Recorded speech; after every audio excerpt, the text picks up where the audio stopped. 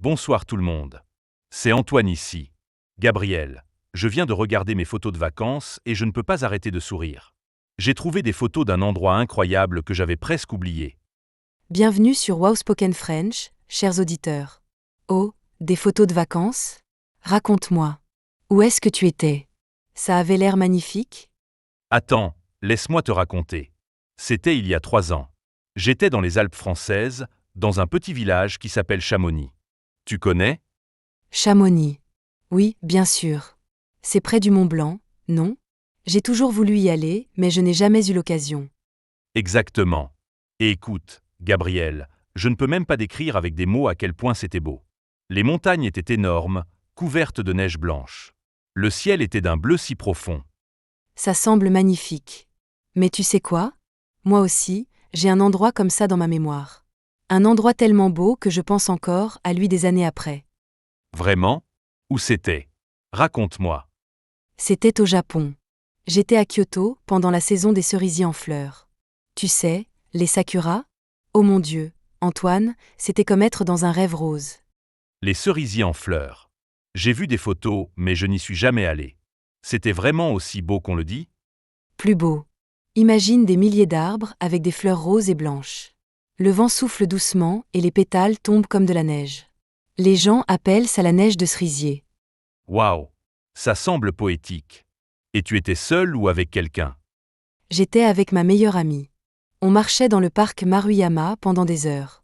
On prenait des photos, on riait, on mangeait des glaces. C'était parfait. C'est ce qui rend un endroit vraiment spécial, non? Ce n'est pas seulement la beauté visuelle. C'est aussi les émotions, les personnes avec qui on est, les moments qu'on vit. Absolument. Un endroit peut être objectivement beau, mais ce qui le rend inoubliable, c'est l'expérience complète. Les odeurs, les sons, les sentiments. Exactement. À Chamonix, je me souviens de l'air frais de la montagne. Il était si pur que chaque respiration me faisait sentir vivant. Et le silence. Juste le son du vent et parfois des cloches de vache au loin. Les cloches de vache. Ah, c'est tellement alpin. Moi, à Kyoto, je me souviens du parfum des cerisiers. C'était doux et léger. Et le son des gens qui parlaient japonais autour de moi, même si je ne comprenais pas grand-chose. C'est fascinant comment notre cerveau garde ses souvenirs sensoriels, non? Parfois, je sens une odeur similaire et je suis immédiatement transporté à Chamonix. Oui, la mémoire olfactive est très puissante. Bon, chers auditeurs, on veut absolument savoir. Quel est le plus bel endroit que vous avez jamais vu? Écrivez-nous dans les commentaires. On adore découvrir de nouveaux endroits à travers vos histoires. Oui, partagez avec nous. Et n'oubliez pas de nous dire pourquoi cet endroit était spécial pour vous. Maintenant, Gabriel, laisse-moi continuer mon histoire de Chamonix. Oui, oui. Raconte. Qu'est-ce que tu as fait là-bas? Alors, un matin très tôt, j'ai pris un téléphérique qui monte jusqu'à l'aiguille du Midi. C'est une montagne qui fait presque 4000 mètres de haut. 4000 mètres? C'est énorme. Tu n'avais pas peur? Un peu. Surtout dans le téléphérique. C'était une petite cabine en verre et on pouvait voir en bas. Très, très loin en bas. Mon cœur battait vite. Je t'imagine. Moi, j'aurais eu tellement peur. Mais ça valait le coup? Oh oui. Quand je suis arrivé en haut, j'ai ouvert la porte et j'ai vu un panorama à 360 degrés. Des montagnes partout. Et le Mont Blanc était juste là, majestueux, couvert de neige éternelle. Éternel? La neige ne fond jamais? Non, pas au sommet. C'est trop haut et trop froid. Le Mont Blanc a presque 5000 mètres. Il y a toujours de la neige et des glaciers.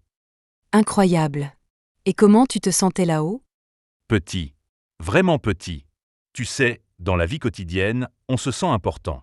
On a nos problèmes, nos soucis, notre travail. Mais là-haut, face à ces montagnes gigantesques, j'ai réalisé que je suis juste une petite partie de quelque chose de beaucoup plus grand. C'est profond. Moi, j'ai ressenti quelque chose de similaire au Japon, mais différent. Les cerisiers en fleurs ne vivent que 2 semaines par an. Ils sont magnifiques, puis ils disparaissent. Ah, ça me rappelle un concept japonais. Comment ça s'appelle déjà? Quelque chose sur la beauté éphémère? Mono no awar. Oui, c'est l'appréciation de la beauté temporaire des choses. Les Japonais comprennent que rien ne dure éternellement, et ça rend les moments beaux encore plus précieux. Exactement. Donc, ton expérience avec les cerisiers t'a enseigné ça? Oui, Je regardais ces fleurs parfaites et je savais qu'elles allaient bientôt tomber. Ça m'a rendue triste, mais aussi reconnaissante. J'étais là, à ce moment précis, pour les voir. C'est magnifique. Tu vois, c'est pour ça que voyager est si important. Ce n'est pas juste pour prendre des photos pour Instagram. C'est pour apprendre des choses sur le monde et sur nous-mêmes. Absolument. Chaque bel endroit nous enseigne quelque chose de différent. Les montagnes nous enseignent l'humilité. Les cerisiers nous enseignent d'apprécier le moment présent. Les océans nous enseignent la puissance de la nature. Oh, les océans. Tu me fais penser à un autre endroit que j'ai visité. J'étais en Grèce, sur l'île de Santorin. As-tu déjà vu les photos des maisons blanches avec les dômes bleus?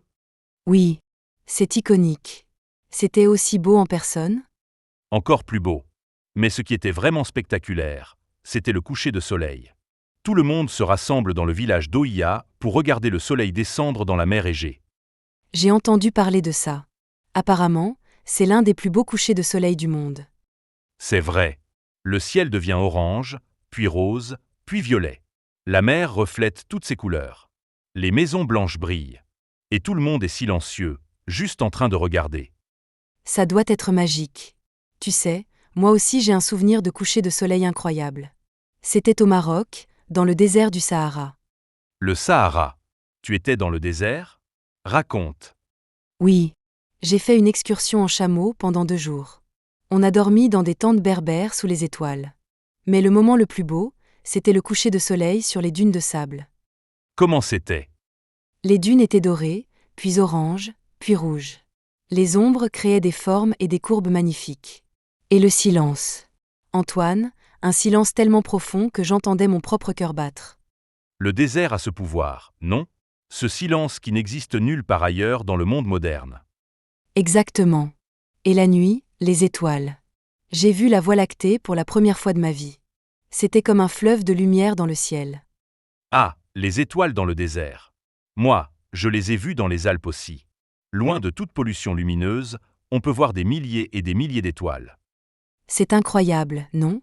On vit dans les villes et on oublie que le ciel nocturne peut être si spectaculaire. Oui, tu sais, tous ces endroits dont on parle, les montagnes, les cerisiers, le désert, les couchers de soleil, ils ont tous quelque chose en commun. Quoi donc? Ils nous déconnectent de notre vie quotidienne. Ils nous forcent à être présents, à vraiment regarder, à vraiment ressentir. C'est tellement vrai. Quand je suis dans un endroit vraiment beau, je ne pense pas à mes emails, à mon travail, à mes problèmes. Je suis juste là, complètement présente. C'est ça. La beauté naturelle a ce pouvoir de nous ancrer dans le moment présent. C'est presque comme une méditation. Oui. Et je pense que c'est pour ça qu'on se souvient de ces endroits pendant des années. Parce que c'était des moments où on était vraiment, complètement vivant. Parfaitement dit. Bon, maintenant, parlons de quelque chose d'intéressant. Est-ce que les endroits célèbres sont vraiment les plus beaux? Ah, bonne question. Qu'est-ce que tu veux dire? Eh bien, tous les endroits dont on a parlé sont assez connus. Chamonix, Kyoto, Santorin, le Sahara. Mais parfois, les endroits les plus beaux sont ceux que personne ne connaît. Oh, tu as raison. Moi, j'ai un endroit secret. C'est un petit lac dans les Pyrénées. Je l'ai trouvé par accident pendant une randonnée. Il n'y avait personne, juste moi et la nature. Ça semble paradisiaque. Et c'était beau? L'eau était d'un bleu-vert cristallin. Je pouvais voir les poissons nager au fond. Il y avait des fleurs sauvages partout autour. Et le silence, encore une fois, ce silence magique. Tu vois, parfois, les endroits les moins touristiques sont les plus spéciaux. Parce qu'ils sont authentiques, non transformés par le tourisme de masse. Exactement. Et aussi parce qu'on a l'impression de les découvrir nous-mêmes. C'est notre petit secret. Oui. Bon, chers auditeurs, deuxième question pour vous. Est-ce que vous préférez visiter les endroits célèbres et populaires ou découvrir des endroits secrets et cachés? Dites-nous dans les commentaires. Excellente question. Moi, je suis curieuse de savoir. Bon, Antoine, on a parlé de beaucoup d'endroits aujourd'hui. Qu'est-ce que tu veux dire à nos auditeurs avant de finir? Je veux dire, sortez, explorez. Que ce soit loin ou près de chez vous, il y a toujours de la beauté à découvrir. Vous n'avez pas besoin d'aller à l'autre bout du monde. C'est vrai. Parfois, les endroits les plus beaux sont à 1 heure de route de notre maison, mais on ne les visite jamais parce qu'on cherche toujours quelque chose de plus exotique. Exactement. Commencez par explorer votre propre région. Vous serez surpris de ce que vous allez découvrir. Et surtout, quand vous êtes dans un bel endroit, mettez votre téléphone de côté parfois. Prenez quelques photos, bien sûr, mais passez la plupart du temps à vraiment regarder, à vraiment ressentir. Oui, parce que nos yeux voient mieux que n'importe quel appareil photo. Et notre cœur ressent ce qu'aucune photo ne peut capturer. Magnifiquement dit. Bon, chers amis, merci de nous avoir écoutés aujourd'hui. On espère que notre conversation vous a inspiré à explorer le monde. Oui, et rappelez-vous, le plus bel endroit que vous verrez est peut-être encore devant vous. Continuez à explorer, continuez à découvrir. N'oubliez pas de vous abonner à Wow Spoken French.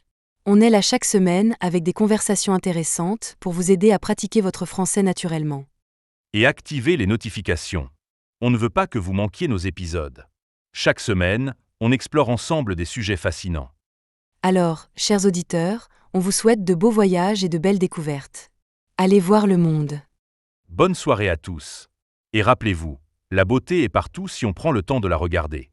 À bientôt.